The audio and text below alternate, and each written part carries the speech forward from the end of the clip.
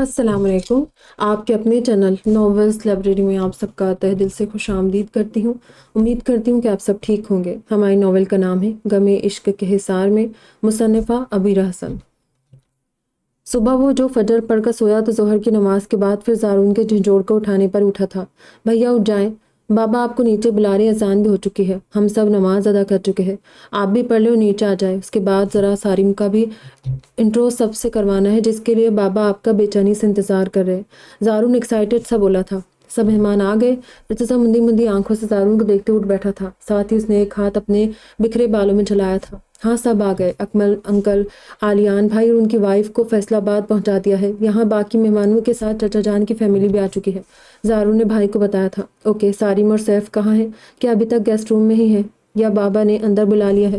ارتضیٰ نے مکمل طور پر اپنی حسین مرون آنکھوں کو کھول کر زارون کے چہرے پر ٹکاتے پوچھا تھا، مگر زارون اس کی بات کا جواب دینے کے بجائے ارتضیٰ کے خوبصورت چہرے کو دیکھنے لگا تھا۔ اس وقت روم کی کھڑکیوں پر بھاری دبیز پردے پڑے تھے، ملکچے سے اندھیرے میں ارتضیٰ کی آنکھیں مکمل کھلی ہوئی تھیں، گولڈن پلکوں سے سجی خوبصورت بوجھل آنکھوں میں کچی نیند کا خمار پھیلا ہوا تھا، مہرون پتلیوں سے سجی گہری نشیلی آنکھوں میں تیرتے گلابی ڈورے اس حسین آنکھوں کو مزید حسین تر بنا رہے تھے۔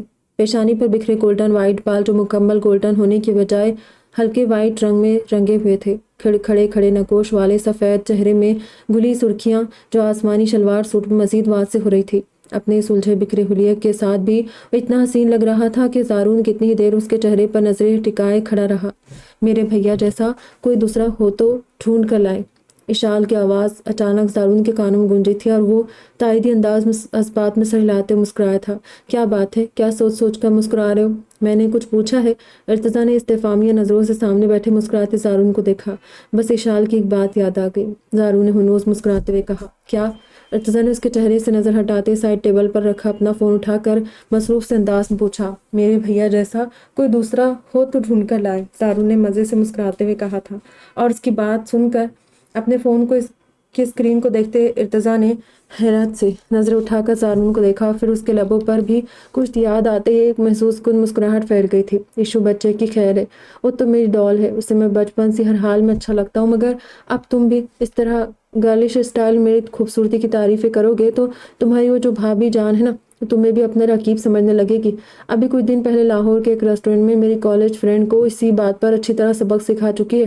ارتضیٰ نے مسکراتے زارون کو ریسٹورینٹ والا پورا قصہ بتایا تھا، جسے سن کر زارون محظوظ ہو کر کہہ لگاتے ہوئے ہنس پڑا۔ ارتضیٰ بھی اس کے ساتھ ہی کھل کر ہنسنے لگا تھا، مگر پھر اس نے اپنے لب بھینچ کر اپنی ہنسی کنٹرول کی تھی۔ بہرحال یہ بتاؤ کہ سارم اور سیف کو بابا نے سب کے سامنے حویلی کے اندر بلایا تھا؟ ارتضیٰ دوبارہ سے اپنے فون پر آئے نوٹیفیکیشن چیک کرتے ہوئے پوچھنے لگا تھا۔ نہیں، ابھی نہیں، آپ کے سامنے بلائیں گے۔ زارون کے کہنے پر ارتضیٰ نے اس بات میں سر ہلایا تھا۔ ٹھیک ہے، بابا سے کہو کہ میں بس ابھی آ رہا ہوں، اور زیب سے کہنا سیف کو بھی ابھی اندر نہ لائے۔ ارتضیٰ کہتا ہوا فون ایک طرف ڈال کر وارڈروب کی طرف بڑھ گیا تھا۔ بھیا، زیب نے مجھے جو بتایا ہے کیا وہ ٹھیک ہے؟ علایا، میرا مطلب بھابھی جان نے جو ناسمجھی دکھائی ہے اس کے لیے آپ کیسے مان گئے؟ بابا کا مجھے پتا ہے، مگر آپ کو تو کم سے کم ان دونوں کا جذباتی فیصلہ نہیں ماننا چاہیے تھا۔ لڑکی نہ جانے کون ہے، آپ نے اسے ایسے ہی بھابھی جان کے پاس چھوڑ دیا۔ کپڑے لے کر باتھ روم کی طرف جاتا ارتضیٰ اپنی پشت پر زارون کی تشویش بھری آواز سن کر ایک لمحے کو رکا تھا، اور اس نے پلٹ کر پیچھے دیکھا تھا۔ بابا نے حکم دیا تھا زارون، اور تم جانتے ہو میں ان کا حکم کسی صورت نہیں ٹھکرا سکتا۔ رہی بات اس لڑکی کی تو وہ ایک بے ضرر سی لڑکی ہے، یہ مجھے رات سے معلوم ہے، مگر پھر بھی میں نے ارباز کو اس لڑکی کے بارے میں پتہ کرنے کی کہا تھا۔ ارباز اس کی ساری انفارمیشن نکال چکا ہے، لڑکی کا بیک گراؤنڈ بالکل ٹھیک ٹھاک ہے، مجھے صرف اس لڑکی کے پیچھے پڑے لوگوں کی طرف سے ہلکا سا خطرہ تھا کہ وہ اس کی بو سونگھتے ہوئے علایا کے گھر تک نہ پہنچ جائے، مگر خیر وہ بھی انتظام ہو جائے گا، بے فکر رہو۔ وہ لڑکی بس ہماری شادی تک وہاں ہے، اس کے بعد حویلی آ جائے گی اور یہیں رہے گی۔ ارتضیٰ نے بڑے سکون سے ایک نیا انکشاف کیا تھا۔ واٹ؟ حویلی؟ مگر بھیا، زارون نے بولنا چاہا تھا، مگر ارتضیٰ نے ہاتھ اٹھا کر اسے بولنے سے پہلے ٹوک دیا تھا۔ زارون، میں نے کہا نا، تم بے فکر ہو جاؤ، میں سب دیکھ لوں گا، اب جاؤ تم نیچے بابا سے کہو کہ میں آ رہا ہوں، وہ قطعیت سے بولا تھا۔ زارون کو یقین ہو گیا تھا کہ ارتضیٰ اتنا ریلیکس ہے تو یقیناً کسی کے لیے فکر کی کوئی بات نہیں ہوگی۔ اچھا چلے ٹھیک ہے، اب آپ جلدی سے نیچے آ جائے، ہمیں بہت سارے کام ہیں۔ بابا نے صبح سے مجھے ڈھنگ سے سونے بھی نہیں دیا، گھن چکر بنا کر رکھا ہوا ہے، سجاوٹ والے آ چکے ہیں، پوری حویلی کو دلہن کی طرح سجایا جا رہا ہے، سب جگہ دعوت نامے پہنچانے کے لیے بابا نے اپنے بندوں کو دوڑا دیا ہے، اور آپ کی سب سے فیورٹ پرسنالٹی الیاس حمید انکل کو بھی بلاوا بھیجا جا چکا ہے۔ آپ کی شادی کا سن کر یقیناً وہ اب تک یہی سوچ کر اکھاڑے میں خوشی سے چھلانگیں لگا رہے ہوں گے کہ آپ شادی کے بعد کشتی سے کنارہ کش ہو جائیں گے اور اکھاڑے پر ان کے شاگردوں کا تسلط قائم ہو جائے گا۔ زارون نے بالکل صحیح قیاس لگایا تھا۔ ارتضیٰ نے منہ بناتے زارون کو ایک آئیبرو اچکا کر دیکھا تھا۔ انہیں اگر ایک غلط فہمی ہے تو انہیں اس غلط فہمی کے ساتھ جینے دو، تم ان کی فکر چھوڑ دو، انہیں ان کا کام کرنے دو، ہم اپنا کام کرتے ہیں۔ اب جاؤ جلدی اور اماں سے کہہ کر پراٹھے اور لسی بنواؤ، میرے لیے بہت دن سے میں نے اپنا فیورٹ ناشتہ نہیں کیا۔ ارتضیٰ زارون کو ہدایت دیتا ہوا باتھ روم کا دروازہ کھول کر اندر چلا گیا تھا۔ چلو جی، مسٹر پہلوان بھی اب بیوی والے ہو جائیں گے۔ چل بیٹا زارون، بھیا کے گھوڑی چڑھنے کی تیاری کر، پھر تیرا بھی نمبر آئے گا۔ ارے ہاں، نمبر سے یاد آیا، میری مشل بھی تو آئی ہوئی ہے، میں اسے کتنے ہی دن سے نہیں ملا ہوں، اور اب تو اس کمینے سارم کے فون توڑنے کی وجہ سے وہ مجھ سے سخت ناراض بھی ہو چکی ہے، نمبر بھی بند کیا ہوا ہے۔ یہ کمینہ انسان ہم دونوں بھائیوں کی لو سٹوری کا ویلن ہے۔ چلو مٹی پاؤ، سارم کی صورت پر پہلے مشل سے ملاقات کا شرف حاصل کیا جائے۔ اف، ابھی تو منانے کا کام بھی کرنا ہے، نہ جانے کیسے مانے گی، بٹ میں منا ہی لوں گا، بیکاز آئی لو ہر۔ خوبصورت سی مسکراہٹ لبوں پر سجائے زارون نے مشل کے بارے میں سوچتا ہوا پلٹ کر باہر نکل گیا۔ اشال صبح ناشتے سے فارغ ہوتے ایفا کو اپنی حویلی دکھاتی پھر رہی تھی۔ وہ ایفا کو اپنی اس بڑی سی حویلی کو اوپر سے لے کر نیچے تک دکھاتے ہوئے آخر میں حویلی کے پچھلے جانور دکھانے بھی لگ گئی تھی۔ حویلی کے پیچھے صحن کو پار کر کے کچے حصے میں اپنا بیبی زو بنایا ہوا تھا، اسی کچے حصے میں دوسری طرف اس کے بابا ارتضیٰ کا کھڑا بھی تھا، جسے بیچ سے دیوار اٹھا کر رہائشی حصے سے الگ کیا گیا تھا۔ ایک طرف بنے بڑے جانوروں کے اس باڑی میں ڈھیروں بکرے بکریوں کے درمیان اشار کے فیورٹ بکرا بکری کا جوڑا بھی موجود تھا۔ وفا کو اپنے جانور سے ملوانے لائی تھی، مگر پھر اپنے چہتے بکرا بکری کو دیکھ کر اس کے اندر کی ممتا اچانک جاگ اٹھی تھی اور وفا کو چھوڑ کر ان بکرا بکری کی ناز برداری میں لگ گئی تھی۔ وفا تو ڈر کی وجہ سے بس دور دور سے ہی اشال کے درجن بھر مرغا مرغی بطخ خرگوش طوطے چڑیا اور ڈھیر بکرے بکریوں کو دیکھ رہی تھی۔ اس نے خوف کے بعد ان کے قریب جانے کی کوشش نہیں کی تھی، جبکہ اشال ایک کے بعد ایک ان جانوروں کو باقاعدہ خود میں سمیٹے چٹاچٹ چوم رہی تھی۔ ان سے ذرا دور بنے مرغیوں کے ڈربے کے آگے مرغیوں اور بطخوں کو دانہ پانی ڈالتی ملازمہ سکینہ بھی تھی، جو اس پورے باڑے کی دیکھ بھال کرا کرتی تھی۔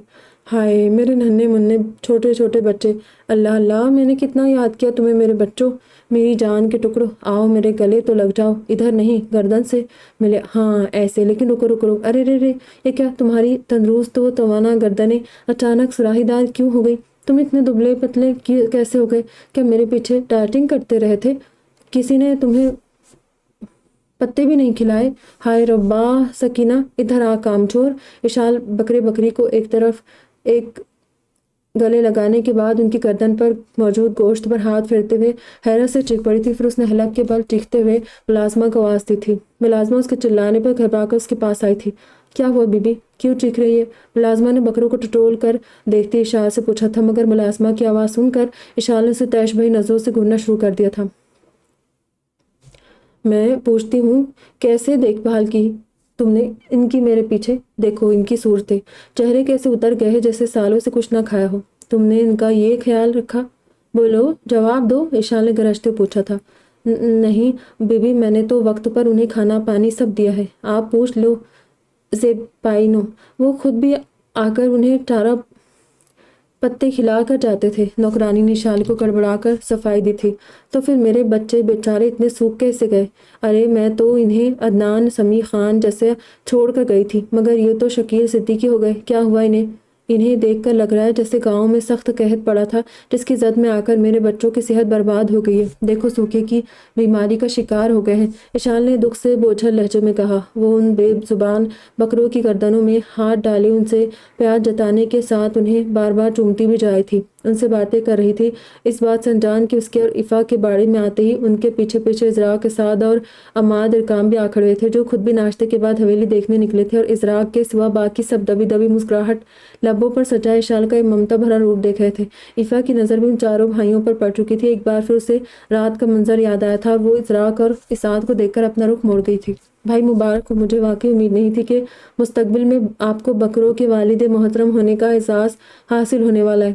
ازراق کے پاس کھڑے ارکام نے تقریباً زر کے کان میں گھس کر سرگوشی کی تھی۔ تب ازراق نے گردن گھماتے ہوئے گھور کر اسے دیکھا تھا اور ارکام کا کان پکڑ کر ڈرتے ہوئے پیچھے ہو گیا تھا۔ میں نے تو سوچا تھا کہ میرے پیچھے یہ حرام سکینہ تمہارا دھیان رکھے گی، مگر اس کی لاپرواہی نے تمہاری یہ حال کر دیا ہے۔ فکر مت کرو، تم دونوں کو میں اپنے ساتھ ہی جہیز میں لے کر چلوں گی، بلکہ تم سب کو ایفا بھیا اور بابا سے کہو کہ جہیز میں ایک الگ ٹرک کا انتظام کرے، میرے یہ بچے بھی میرے ساتھ ہی حویلی سے رخصت ہوں گے۔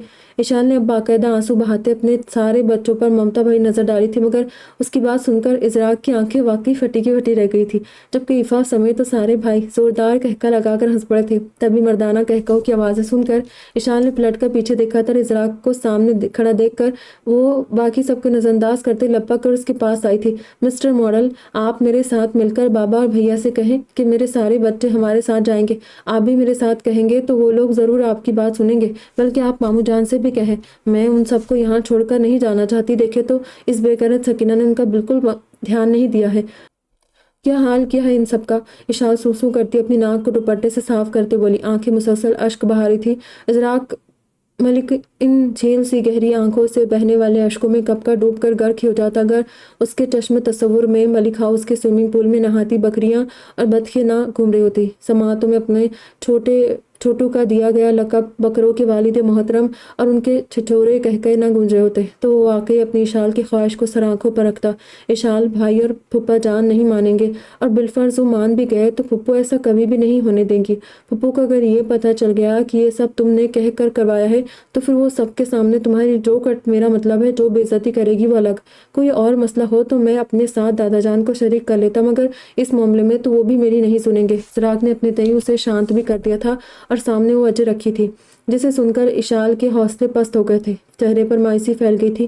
اس نے سخت دکھی نظروں سے پلٹ کر اپنے بچوں کو دیکھا تھا اور پھر دوبارہ ان کے پاس چلی گئی تھی۔ میں تم لوگوں کے بنا کیسے رہوں گی میرے بچوں؟ اشال ایک بار پھر بکروں کے گلے لگ کر رونے کے شگل میں مصروف ہو گئی تھی۔ ازراق اپنی روتی جذباتی سی اشال کی پشت دیکھ کر ایک گہری سانس بھر کر رہ گیا تھا۔ وہ نماز ادا کر کے نقصد سے تیار ہو کر اوپر سے نیچے ہال میں چلا آیا تھا۔ کریم کرتا شلوار میں وہ بلا کر خوبصورت لگ رہا تھا۔ نیچے بابا سمیت سب لوگ جیسے اسی کے انتظار کر رہے تھے۔ افتخار شاہ بھی اپنی بیوی صاحبہ افتخار اور مشل سمیت وہیں موجود تھے۔ ان کے دونوں بیٹے عزیر اور اسجد وہاں موجود نہیں تھے۔ ایفا کی فیملی بھی اب تک نہیں پہنچی تھی۔ ہال کے کونے میں لگے بڑے بڑے صوفوں اور دیوان پر اس وقت ارتضیٰ کا پورا خاندان جمع تھا۔ افتخار شاہ کی بیوی حفصہ بیگم، نور اور شہرینہ بائیں طرف بڑے سے تخت پر بیٹھی تھی جو دیوار کے ساتھ لگا تھا۔ تخت کے دائیں طرف موجود دیوان پر مشل، ایفا اور اشال بیٹھی تھی۔ وہ تینوں سامنے کی طرف سے قدرے رخ موڑے ایک دوسرے سے سرگوشیوں میں نہ جانے کیا باتیں کر رہی تھی، جبکہ تخت کے دائیں طرف درمیانی صوفے پر افتخار شاہ، ذوالفقار شاہ، ارکم ملک بھی موجود تھے۔ اس سے آگے بڑے سے گولائی شیپ والے 14 سیٹر صوفے پر ارکم ملک کے چاروں بیٹوں کے ساتھ زارون بیٹھا تھا۔ اس کا رخ اپنے بالکل سامنے بیٹھی مشل کی طرف تھا۔ تبھی وہ اس سے مسلسل اشارے کرتے معافی مانگ رہا تھا، مگر مشل کی بے نیازی عروج پر تھی۔ وہ اس کے بندے ہاتھوں کو دیکھ کر بھی اندیکھا کر رہی تھی اور ایسے ظاہر کر رہی تھی جیسے وہ اسے نہیں بلکہ کسی اور کو اشارے کر رہا ہو۔ ہاں، اشال اور ایفا کی نظر اب تک زارون پر نہیں پڑی تھی، ورنہ اشال اپنے بھیا کے ساتھ مشل کے ظالمانہ رویے کو دیکھ کر اسے ضرور ٹوکتی۔ ارتضیٰ نے آخری سیڑھی پر رک کر بغور سب لوگوں کا جائزہ لیا اور مسکراتے ہوئے ان سب کے سامنے چلا آیا۔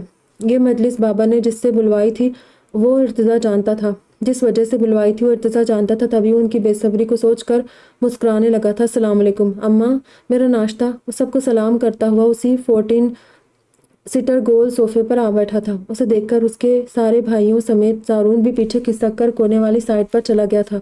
اب ارتضیٰ پورے تمطراق سے صوفے کے بیچوں بیچ پھیل کر بیٹھا تھا۔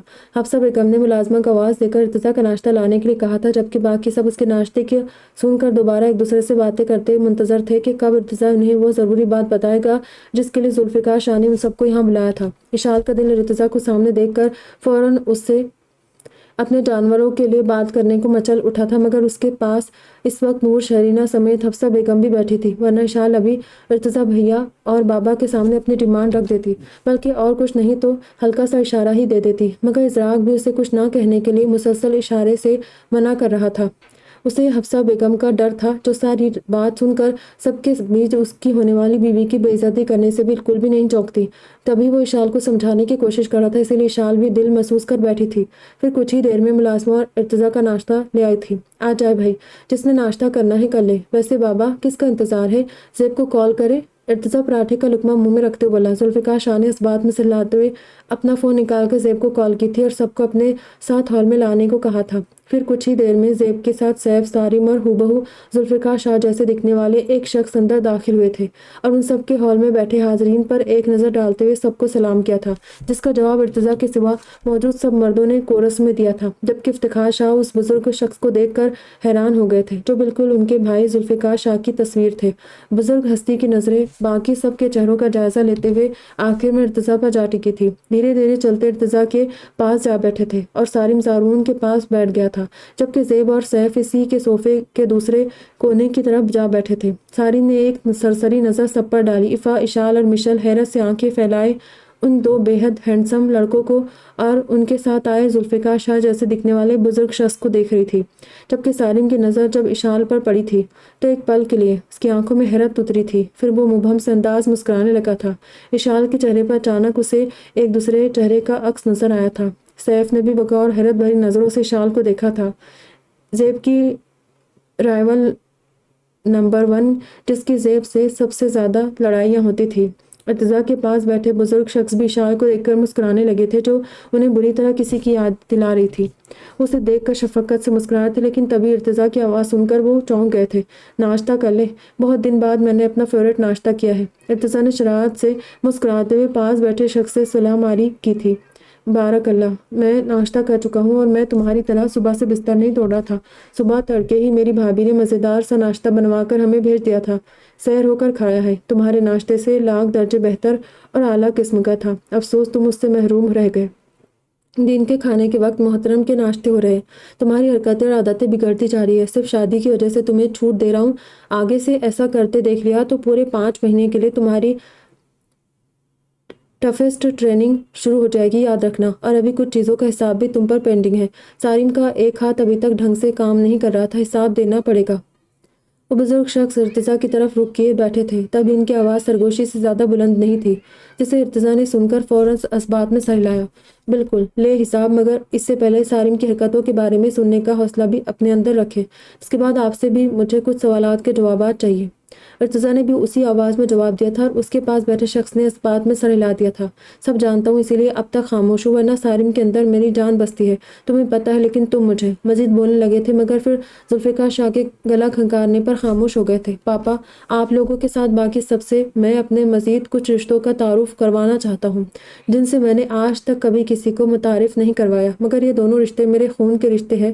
سالہ سال ان کے بارے میں جانتے بھی میں آپ لوگوں کو کبھی اس لیے کچھ نہیں بتا سکا کہ مجھے لگتا تھا مناسب وقت آنے پر میں آپ کو ان سے ملواؤں گا، مگر ہر بار ہی کسی نہ کسی وجہ سے ایسا نہیں ہو سکا۔ ذوالفقار شاہ کی آواز پر سب نے چونک کر انہیں دیکھا تھا۔ ذوالفقار شاہ نے مزید بولنے سے پہلے کچھ دور بیٹھے سارم اور اس کے بعد ارتضیٰ کے پاس بیٹھے شخص سے آنکھوں ہی آنکھوں میں جیسے اجازت طلب کی تھی۔ ادھر سے مثبت اشارہ ملتے ہی ذوالفقار شاہ نے اس بات میں سر ہلاتے بولنا شروع کیا تھا۔ پاپا، یہ ارتضیٰ پاس جو شخص بیٹھا ہے، یہ کوئی انجان نہیں بلکہ میرا چھوٹا بھائی ہے۔ اس کا نام ساحر شیرازی ہے، یہ میرے سگے والد حفیظ شیرازی کا بیٹا ہے، اور یہ دونوں بچے سارم اور سیف میرے بھانجے اور بھتیجے ہیں۔ میری ماں بخت ناز کی بیٹیوں یعنی میری سوتیلی بہنوں نگار اور نغمانہ کے بچے۔ نگار اب اس دنیا میں نہیں رہی، مگر نغمانہ الحمدللہ زندہ سلامت ہے۔ ذوالفقار شاہ نے ٹھہرے ہوئے لہجے میں جو انکشاف کیا تھا وہ سوائے ذوالفقار شاہ کی فیملی کے وہاں بیٹھے سب لوگوں کو ششدر کر گیا تھا۔ ذوالفقار شاہ کی فیملی میں بھی اشال یہ بات نہیں جانتی تھی، تبھی باپ کی بات سن کر اچھل پڑی تھی۔ واٹ، میرے چچا اور پھپھو، واؤ، اور یہ اتنے حسین لڑکے میرے بھائی ہیں، اور مجھے پتہ ہی نہیں تھا۔ یہ لوگ میرے بھیا کے مقابلے کے تو نہیں، مگر خوبصورت ترین کہلانے لائق ضرور ہے۔ اپنے پیچھے موجود نور اور شرینہ کے ساتھ بیٹھی حفصہ بیگم کی وجہ سے اشال نے افا کے کان میں ایکسائٹڈ سے ہو کر سرگوشی کی تھی، مگر بھائی جی، یہ کیسے؟ میرا مطلب آپ نے مجھے بھی اس بارے میں نہیں بتایا۔ اور امی نانی کہاں ہیں؟ کیا ان سے ملے ہیں آپ؟ وہ لوگ حیات ہے، اور یہ نگار اور نگمانہ آپ نے مجھے بھی اپنی بہنوں سے کبھی نہیں ملوایا۔ ان دونوں کے شوہر اور ان بچوں کے والد صاحبان کون ہیں؟ افتخار شاہ کو بابا صاحب اور امی جان کے انتقال کے بعد ذوالفقار شاہ نے سب کچھ سچ سچ بتا دیا تھا، اسی لیے اپنی ماں سمیت نانی کا بھی بیک گراؤنڈ جان چکے تھے۔ امی اور نانی دونوں کا انتقال ہو چکا ہے افتخار، اور یہ دونوں میرے بیٹے ہیں۔ افتخار شاہ کو یہ جواب ارتضیٰ کے پاس بیٹھے ساحر شیرازی نے دیا تھا، اور ایک بار پھر سب شدت سے بیٹھے انہیں دیکھنے لگے تھے۔ آپ کے بیٹے؟ یہ سارم اور سیف آپ کے بیٹے؟ یعنی کہ پھر نگار اور نگمانہ دونوں کی آپ سے شادی؟ افتخار شاہ حیرت سے پوچھتے آخر میں جھجک کر رک گئے تھے۔ ہاں، نگار میری پہلی بیوی تھی، مگر اس کے انتقال کے بعد امی نے میری شادی اپنی چھوٹی بیٹی یعنی آپ کی دوسری بہن نگمانہ سے کروا دی تھی۔ وہ اس وقت سیالکوٹ میں میرے گھر پر موجود ہے۔ ساحر شیرازی نے ایک کے بعد ایک دھماکہ کیا تھا۔ اب باقی سب خاموشی سے بیٹھے ان کے انکشافات کی زد پر تھے۔ تو اتنے سال تو نے ہم سب سے یہ بات چھپا کر کیوں رکھی ذوالفقارے؟ اور تم ساحر پتر، تم نے ان بچوں کو چھپا کر کیوں رکھا؟ ذوالفقارے، تو نے افتخار کو بھی کچھ نہیں بتایا؟ ارحم ملک نے بیک وقت ساحر شیرازی اور ذوالفقار شاہ سے پوچھا تھا۔ میں مجبور تھا پاپا، یہ آپ کا پوتا اور یہ میرا بھائی جو بیٹھا ہے، ان دونوں سے پوچھے۔ پہل تو میں کسی کے وعدے اور قسم کی زنجیر سے بندھا ہوا تھا، مگر بعد میں آپ کے پوتے نے مجھے آپ لوگوں کو سچ بتانے سے منع کر دیا۔ ذوالفقار شاہ نے خفا نظروں سے بھائی اور بیٹے کو دیکھتے ہوئے کہا، جبکہ ارتضیٰ پھپھا کی خفا نظریں دیکھتے ہوئے ساحر شیرازی کے ساتھ لگا بیٹھا تھا اور تانبے کا بڑا سا گلاس ہاتھ میں تھامے مزے سے لسی پی رہا تھا۔ کیوں بھائی ارتضیٰ ملک پہلوان صاحب، ذرا ہمیں بھی کچھ بتاؤ گے یا چپل اتاروں؟ ارحم ملک بھڑک کر بولے تھے، یعنی ان کی ناک کے نیچے اتنا کچھ ہو چکا تھا اور وہ اب تک انجان تھے، جبکہ دادا کی دھمکی بلکہ عزت افزائی پر لسی پیتے ارتضیٰ کو سب کے سامنے زور کا فندہ لگتے لگتے بچا تھا۔ بندے کی عزت بھی کوئی چیز ہوتی ہے دادا جان، سب کے سامنے کباڑا کر دیا آپ نے۔ اچھا چلے کھورے مت پلیز، بتاتا ہوں، بلکہ شیرازی صاحب آپ بتائیں، ورنہ مجھے دوبارہ خطرناک دھمکیاں ملنے لگے گی۔ ارتضیٰ نے دادا کی طرف اشارہ کرتے پاس بیٹھے ساحر شیرازی سے کہا، جو اس کی زبان سے شیرازی صاحب سنتے اسے ترچھی نظروں سے گھورنے لگے تھے۔ اور پھر اس سے پہلے کہ ساحر شیرازی بات شروع کرتے، حفصہ بیگم نے اشال اور عفا وہاں سے بھگانا مناسب سمجھا تھا۔ بیٹا جاؤ، تم لوگ سب کے لیے چائے وغیرہ بھجواؤ، اور ارتضیٰ کی بری کے جوڑے میرے روم میں رکھے ہیں، جا کر ان کی پیکنگ کرو۔ حفصہ بیگم نے اشال کو آنکھیں دکھاتے ہوئے وہاں سے 9-10-11 ہونے کا اشارہ دیا تھا، تبھی وہ منہ لٹکائے عفا اور مشل کو ساتھ لیے اٹھ کھڑی ہوئی تھی۔ سب سے پہلے اشال باہر نکلی تھی، اس کے پیچھے عفا، اور عفا کے ساتھ ہی بے نیازی سے مشل بھی تھی، جو بے چین سے بیٹھے زارون کے سامنے سے ہوا کے خوشبودار جھونکے کی طرح باہر نکلتی چلی گئی تھی۔ زارون نے پلٹ کر بھی اسے کافی دور تک دیکھا تھا، مگر پھر پسلم پڑنے والی سالم کی زوردار کونی نے اسے بلبلاتے ہوئے واپس سب کی طرف مڑنے پر مجبور کر دیا تھا۔ بس کر دے، اب کیا کچن تک چھوڑ کر آئے گا؟ سالم نے پاس بیٹھے زارون کے کان میں سرگوشی کی تھی، تیری وجہ سے بگڑی ہے، میرا فون توڑ کر تو نے اسے مجھ سے ناراض کروا دیا، میری اچھی خاصی لو سٹوری کو تو نے خراب کیا کمینے۔ اب اگر وہ نہیں مانی تو تجھے تب تک ماروں گا جب تک تو بھی میرے تڑپتے دل کی طرح تڑپنے نہ لگ جائے۔ زارون نے بھی دانت پیستے ہوئے کہا تھا، خواب میں اپنا شوق پورا کرنا، کیونکہ بھائی کے سوا سالم کو کوئی انگلی بھی نہیں لگا سکتا۔ سالم نے ناک سے مکھی اڑائی تھی۔ اچھا ڈیمو دو؟ رک سالے کمینے، بےغیرت چھچورے، میں نے بھی تیرے سارے دانت نہ توڑے تو کہنا۔ جوش جذبات میں اچانک زارون کی والیوم تیز ہو گئی تھی اور وہ اپنی جگہ سے اٹھ کھڑا ہوا تھا۔ زارون! باقی سب کی حیرت بھری نظروں کے ساتھ ارتضیٰ کی تنبیہ پکار سن کر زارون اچانک رکا تھا اور ارتضیٰ کی برہم نگاہوں کو دیکھتے کھسیانی ہنسی ہنستے ہوئے دوبارہ شرافت سے اپنی جگہ واپس بیٹھ گیا تھا۔ تم دونوں اجازت دو تو میں بات کر لوں؟ ساحر شیرازی نے زارون اور سالم سے تیش بھرے انداز میں گھورتے پوچھا تھا۔ ان کی تیز آواز برہم نگاہوں کو دیکھ کر ہی سالم اور زارون کی بولتی بند ہو گئی تھی۔ تبھی ان دونوں نے جلدی سے اسبات میں سر گردن ہلاتے ہوئے منہ پر انگلی رکھ لی تھی۔ اب ہال میں بس ساحر شیرازی کی گونجدار آواز سنائی دے رہی تھی۔ بارات میرج ہال کے دروازے پر پہنچ چکی تھی۔ دلہا بنا ارتضیٰ ساحر شیرازی، ارقم ملک، ارحم ملک اور ذوالفقار شاہ کے ساتھ اپنی 7 سیٹر آڈی میں موجود تھا۔ اس کے پیچھے ارقام کی گاڑی میں نور، عفا، مشل اور اسعاد تھے، جبکہ اسراء کی گاڑی میں حفصہ بیگم، اشال، عماد اور زیب تھی۔ افتخار شاہ بیگم افتخار ان کے دونوں بیٹے زارون کے ساتھ اس کی گاڑی میں سوار تھے۔ باقی سب مہمان بھی پیچھے آتی گاڑیوں میں موجود تھے، جن میں عفا کی دادی اور چچا کی فیملی بھی تھی۔ عام دلہوں کی طرح ارتضیٰ نے اپنے سر پر صحرا وغیرہ پہننے سے اجتناب بھی کیا تھا، کرنا چاہا تھا، مگر زر اور زارون زبردستی اس کے لیے خوبصورت سا صحرا اور کلا لے آئے تھے۔ सहरा उसने सफ़र के दौरान कुछ देर गाड़ी में बैठने तक ही पहना था, मगर फिर शदीद उलझन महसूस करते उसने सहरा उतार कर एक तरफ रख दिया था। वैसे भी गांव से शहर तक का सफ़र खासा लंबा था और इतनी देर वो चेहरे के सामने पर्दा लटका कर नहीं बैठ सकता था। फिर जिस वक्त उसकी गाड़ी मैरिज हॉल के आगे आकर रुकी और वो गाड़ी का दरवाज़ा खोलकर बाहर निकला, तो अकमल साहब और आलियान के बजाय सबसे पहले दरवाजे पर उसका इस्तकबाल करने वाले समीर और अनीला ही थे। दिन की मुनासिबत से उसने क्रीम कलर का कड़कड़ाता कुर्ता शलवार ब्राउन कला पहना था। अपनी ठिठकार देने वाली पर्सनैलिटी के साथ गले में फूलों के ढेरों हार डाले वो जब हॉल में दाखिल हुआ था तो सैकड़ों निगाहें बस उसी पर ठहर कर रह गई थी, मगर उसके दिल व दिमाग में बस उस दुश्मन जा का ख्याल सवार था। न जाने अब कैसे मिजाज होंगे मेरी फाइटर जेट के। वो उसके बारे में सोचता हुआ स्टेज पर चला आया था। उसका निकाह हो चुका था, जिसके बारे में अकमल साहब सब मेहमानों को बता भी चुके थे कि उनकी तबीयत खराबी के बाद इमरजेंसी में अलाया और इर्तिज़ा का निकाह लाहौर में ही कर दिया गया था और अब बाकायदा रुखसती की जा रही थी। 3 फ्लोर पर मुश्तमिल उस मैरिज हॉल में ऊपरी फ्लोर तमाम लेडीज़ के लिए मुख्तस था और निचला पूरा फ्लोर मर्दों के लिए था। उसके सिवा सबसे ऊपर तीसरे और आखिरी फ्लोर पर खाने का इंतज़ाम किया गया था। इर्तिज़ा के लिए बने स्टेज पर साहिर शिराजी, सारिम जारून, जुल्फ़िकार शाह, अरकम मलिक और इफ्तिखार शाह भी थे। इज़राक और अरकाम अभी घर की ख़वातीन के साथ ऊपर गए थे। अकमल साहब की इकलौती बेटी की शादी थी, इसलिए शादी में पूरे शहर को इनवाइट किया गया था। इर्तिज़ा सबके साथ खूब हंसते मुस्कुराते चेहरे के साथ मिल रहा था, क्योंकि उसके दिल की दुनिया में आज चिरागा हो रहा था, जबकि उसके खिलखिलाते चेहरे को देखकर सारिम के बर्दाश्त जैसे टूटने लगी थी। वो खामोशी से इर्तिज़ा का चहकता हुआ रूप देखे जा रहा था। फिर जल्द ही सब लोगों को खाने के लिए ले जाया गया था, क्योंकि खाने के बाद रुखसती अमल में आनी थी। इर्तिज़ा को समीर और अनीला ने भी रोक दिया था, क्योंकि उसके लिए और अलाया के लिए खाने का इंतज़ाम ऊपर औरतों वाले फ्लोर पर बने एक अलग रूम में किया गया था। ये सरासर अनीला की प्लानिंग थी, जिसमें उन्होंने बड़ी मुश्किल से शौहर को भी राज़ी करके अपने साथ शामिल कर लिया था। अब अलाया और इर्तिज़ा कोई अनजान दुल्हा दुल्हन तो थे नहीं, तो दोनों तो एक दूसरे को सालों से जानते थे। उसके सिवा भी अनीला चाहती थी कि रुखसती से पहले ही उनकी बरहम मिजाज ननद का दिमाग ठीक हो जाए, ताकि इर्तिज़ा और अलाया की नई ज़िंदगी की शुरुआत खुशगवार अंदाज में हो। अलाया 2 दिन से न जाने क्यों इर्तिज़ा पर बरहम थी, और अगर आज वो इर्तिज़ा से खफाई रहती तो उनकी नई ज़िंदगी की शुरुआत होने से पहले उनका ताल्लुक तुल्खियों का शिकार हो जाता। इसीलिए सबके जाते ही अनीला इर्तिज़ा को अपने साथ ऊपरी फ्लोर पर बने उस रूम में ले गई थी, जहाँ समीर ने दुल्हा दुल्हन के लिए अलग से खाने की टेबल लगवाई थी। बड़ों को संभालने की जिम्मेदारी भी समीर के सर पर थी, तभी अनीला भी बेफिक्र थी। इर्तिज़ा धड़कते दिल के साथ अलाया को दुल्हन के रूप में देखने का शौक लिए ऊपर चला तो आया, मगर काफ़ी देर इंतज़ार के बाद भी वो तो रूम में नहीं आई थी, मगर अनीला ज़रूर आ गई थी। पीछे पीछे इरकाम और इज़राक भी थे। इर्तिज़ा तुम बैठो, मैं खाना भिजवाती हूँ, इन सब के साथ खा लेना। तुम्हारी बदतमीज़ दुल्हन ने आने से मना कर दिया है, ये लड़की न जाने कब सुधरेंगी, हर वक्त झांसी की रानी बनी रहती है, अनीला ने तासुब से सर हिलाते कहा। इरकाम और इज़राक के मुँह भी अफसोस की वजह से लटके हुए थे। तौबा तौबा भाई, मुझे सचमुच आपसे हमदर्दी हो रही यार, आपकी वाली तो आज भी करंट मार रही है, सारी ज़िंदगी कैसे हैंडल करेंगे उन्हें। अनीला आप ही उन्हें लेकर आ रही थी, मगर फिर जैसे ही उन्होंने यहाँ आपकी मौजूदगी के बारे में सुना, आने से साफ मना कर दिया। ये कह कर के पहले उस्ताद मोहतरम को भगाए, तब वो इस रूम में आएंगी और तभी खाना खाएंगी। आप ही ने लाख हाथ पैर जोड़ लिए, मगर वो नहीं मानी। मैंने और काम ने भी बहुत मन्नतें की, मगर कहती है कि पहले वहाँ से आपने भाई को भगाओ, तभी चलूंगी, वरना नहीं। उन्हें क्यों मेरे खाने की टेबल पर नमूना बनाकर बिठाया हुआ है?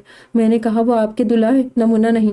आज का दिन उनका है, वह आज बाकी सब लोगों से स्पेशल है। तो कहने लगी कि शादी करके ऐसा कौन सा कारनामा अंजाम दे लिया उन्होंने जो स्पेशल हो गए। हमने फिर भी कहा कि आप जैसी अजीम शख्सियत से शादी की है, ये किसी कारनामे से कम है क्या? मगर इतनी सी बात पर बुरा मानकर अपने रूम से हमें भी भगा दिया और धार से दरवाज़ा भी मुंह पर दे मारा।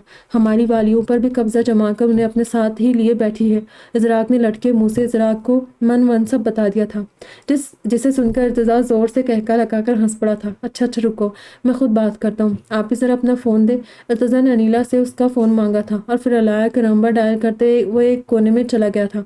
2 बरस के बाद ही कॉल पिक कर ली गई थी। अगर आप दोबारा मुझे मिस्टर अल्बिनो के साथ खाना खाने पर इंसिस्ट करने को कॉल कर रही है तो मैं फिर से साफ मना कर रही हूँ। अलाया उसके हेलो बोलने से पहले शुरू हो चुकी थी। लगता है कुछ लोगों को इज्जत रास नहीं आ रही। अब बात आमने सामने ही हो तो अच्छा है। बड़े अब्बा को मैं उनकी साहबजादी के कारनामे बता देता हूँ, जाने से पहले उन्हें भी तो पता चले कि किस आफत की पुड़िया को मेरे साथ रुखसत करें। एक बार रुखसती से पहले मोहतरमा की शानदार इज्जत अफजाई होगी, शायद तभी दिमाग ठिकाने पर आएगा। बहुत देख लिए ड्रामे और बहुत बर्दाश्त कर लिया, लेकिन अब मज़ीद नखरे बर्दाश्त नहीं करूँगा। अगर सबके सामने अपनी खैरियत चाहती हो तो शराफत से खाना खाने के लिए आ जाओ, वरना मैं आलियान और बड़े अब्बा को बुलाऊँ। इर्तिज़ा का लहजा जितना सपाट था, चेहरे के एक्सप्रेशन उसके बिल्कुल बरक्स थे। उसके लबों पर मुस्कुराहट मुसलसल रक्स कर रही थी, जबकि अलाया ने उसकी बात सुनकर बिना जवाब दिए फ़ोन डिस्कनेक्ट कर दिया था। मगर वो जानता था कि ऐसा मुमकिन ही नहीं था कि उसकी फाइटर जेट अब मजीद अपने बिल में कैद रहती। बाप और भाई के नाम की धमकी सुनकर इर्तिज़ा के सामने ज़रूर आती, और फिर वाकई ऐसा ही हुआ। अभी इर्तिज़ा ने बात करके अनीला का फ़ोन उसे वापस दिया ही था कि तभी उनका फ़ोन दोबारा बजा। अलाया की कॉल। अनीला ने फ़ोन इर्तिज़ा की तरफ बढ़ाया था। आपके लिए होगी, इर्तिज़ा ने मुस्कुराते कहा और दोबारा अपनी जगह जाकर बैठ गया था। अनीला फ़ोन सुनते हुए बाहर निकल गई थी, और कुछ ही देर बाद जब उनकी वापसी हुई तो सीने तक लंबा सा घूंघट डाले अलाया उनके साथ मौजूद थी। उसके सिवा ज़ौरीन, इशाल और इफ़ा भी अनीला के साथ आई थी। इशाल और इफ़ा को देखकर इज़रा कर काम उठ खड़े हुए थे, जबकि अलाया को देखकर एक खूबसूरत मुस्कुराहट ने इर्तिज़ा के लबों का हाथा कर लिया था। वो भी अपनी जगह से उठ खड़ा हुआ था। अलाया के बिल्कुल पीछे ज़ौरीन थी, जिसने लाइट पर्पल कलर का दीदा ज़ेब सूट ज़ेबतन किया हुआ था। खूबसूरत हाफ बंधे बालों और बड़े बड़े ईयरिंग्स पहने बला की खूबसूरत लग रही थी। ज़ौरीन के पीछे इशाल थी। इशाल ने भी बेबी पिंक शरारा पहना हुआ था, मगर अम्मा ने उसकी एक दिन बाद होने वाली शादी को वजह बनाकर मासूम इशाल से अपने भैया की शादी को खुलकर एंजॉय करने का हक ही छीन लिया था। मैरिज हॉल में दाखिले के बाद शुरुआत से अब तक उन्होंने उसे बिल्कुल बीबी हज्जन बनाकर रखा हुआ था। शरारे के बड़े से दुपट्टे के साथ उसके सर को अच्छी तरह ढक कर उसे एक कोने में बिठाया हुआ था। उनका बस चलता तो वो इज़राक से उसका पूरा पूरा पर्दा करवाती, मगर एक जगह शादी और एक ही घर में ऐसा होना मुमकिन नहीं था। इर्तिज़ा अगर इज़राक का सगा भाई था तो इशाल ने भी अपने इर्तिज़ा भैया को ज़ारून से बढ़कर समझा था। अब ऐसा कैसे हो सकता था कि अपने इर्तिज़ा भैया, जिन्हें वो इस दुनिया में सबसे ज़्यादा चाहती थी, उनकी शादी में वो सिरे से शिरकत ही ना करती।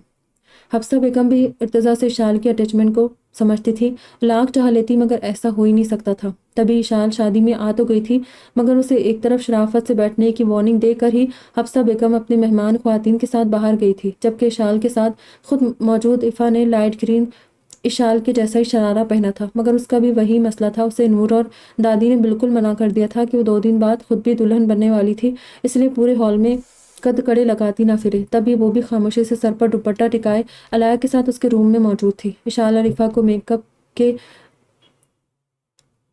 नाम पर लिपस्टिक और झुमकों के सिवा कुछ भी नहीं पहनाया गया था, क्योंकि बकौल अनीला शादी से पहले ज़्यादा सज धज कर दुल्हन पर रूप नहीं आता। अलाया को अनीला ने लाकर इर्तिज़ा के पास बड़ी चेयर पर बिठा दिया था। इर्तिज़ा लब भेजे मुस्कुराहट छुपाए उसे ही देख रहा था। लंबे रेड कलर के दुपट्टे में घूंघट सीने तक गिराए उसकी फाइटर जेट इस वक्त मुकम्मल शराफत की देवी बनी हुई थी। इरकाम, इज़राक, सरा मेरे साथ आओ। इशाल और इफ़ा को चुपके चुपके तकते दोनों भाई अनीला की आवाज़ सुनकर मुंह बनाते उनके साथ बाहर चले गए थे। फिर उसके 2 मिनट बाद ही अनीला की वापसी हुई थी, और इस बार वो इफ़ा, इशाल और ज़ौरीन को भी अपने साथ ले गई थी। तभी इर्तिज़ा बिल्कुल रिलैक्स होकर बैठ गया था। अस्सलाम वालेकुम। अलाया के वजूद से उठती परफ्यूम और फूलों की खूबसूरत मसहूर कुन खुशबू को सांसों के रास्ते अंदर उतारते हुए इर्तिज़ा ने उसकी तरफ कदरे झुककर सलाम किया था, मगर जवाब नदारद। किस बात की नाराज़गी है? बंदा कुछ नहीं तो सलाम का जवाब ही दे देता है। इर्तिज़ा ने शिकवा किया था, मगर वो इर्तिज़ा का शिकवा सुनकर एक झटके से घूमकर उलट कर उसकी तरफ घूम गई थी। जवाब दिया मगर दिल में, और नाराज़गी की वजूहात तो काफ़ी है, मगर इस वक्त इन सब बातों को बुनियाद बनाकर नखरे नहीं दिखाए, बल्कि इस वक्त नखरे की वजह अपना भारी लहंगा ये हुलिया है। जस्ट लुक एट मी उस्ताद मोहतरम, मेरे चेहरे, हाथों, पैरों का कोई ऐसा हिस्सा है जहाँ पर तुम्हारी 3 वालिदाओं की गई तकरीबकारी नजर ना आ रही हो? उन लोगों ने ब्यूटिशियन के मेकअप समेत सारे स्टाइल को खाक में झोंक कर मेरे पूरे लुक का सत्यानाश कर दिया है। हाथ देखो, कोहनियाँ तक मुझे जेवरात से लाद दिया है। देखो, ये हाथों की पुश्त पर जेवर होने के बाद तक उन्होंने मुझे एक्स्ट्रा रिंग्स भी पहना दी है। ये गले में 5-5 सेट जो गले से पेट तक आ रहे हैं, ये देखो। और ये पैरों में देखो, पैरों में पाजेब के सिवा ये पंजों पर पहनने जाने वाले जेवर मैंने पहली बार देखे हैं।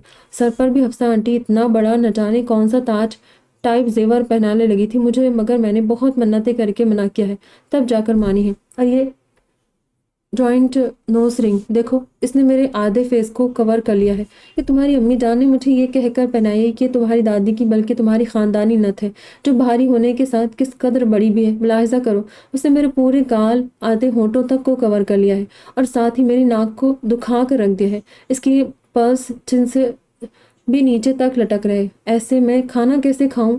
इस लुक में क्या मैं कहीं से इंसान लग रही हूँ? इसलिए मैं तुम्हारे सामने भी नहीं आना चाह रही थी। وہ ساکت بیٹھے رضا کو دیکھتے جیسے پھٹ پڑی تھی، مگر وہ اس کی بات سن ہی نہیں کہہ رہا تھا۔ طلایہ کی اس حسین ترین روپ کو دیکھ کر مسمرائز ہو بیٹھا تھا، زبان رعب حسن سے گنگ ہو گئی تھی، آنکھیں ان جلووں کی تاب نہیں لا پا رہی تھی، دل کی دھڑکنیں الگ ہی تال پر رقص کر رہی تھی۔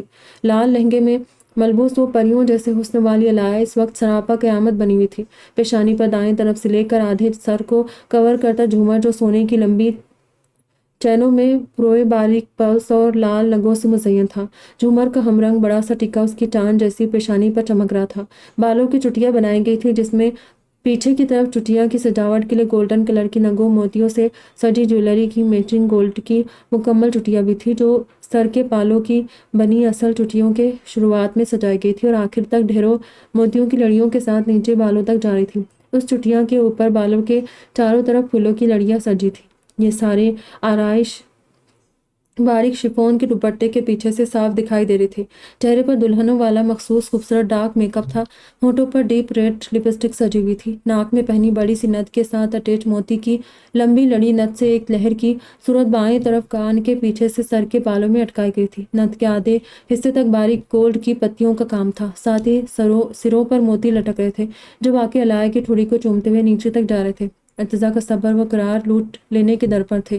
گلے میں 4-5 بھاری بھاری موتیوں نگوں سے مزین گولڈ سیٹ اور ساتھ گلوبند بھی تھا۔ اس کے مرمری بازو میں کانچ کی چوڑیوں کے سوا سونے کی چوڑی بھی تھی اور چوڑیوں کے اوپر لمبے شیپ والے ڈیزائنر بازو بند پہنائے گئے تھے۔ اتنے زیورات کے ساتھ بھاری لہنگا سنبھالنا الگ مشکل تھا جو امی جان اور ماما جان علایہ کے لیے اپنی پسند سے شہر کے سب سے مہنگے اور ڈیزائنر بوتیک سے لائی تھی۔ علایہ کے روپ کو نظروں کے راستے میں دل میں اتارتا جا رہا تھا اور پھر دل کے ہاتھوں مجبور ہو کر جھکتے ہوئے علایہ کے نتھ سے سجے خوبصورت گال کو چھونے لگا تھا کہ تبھی روم کے دروازے پر کھٹکا ہوا تھا۔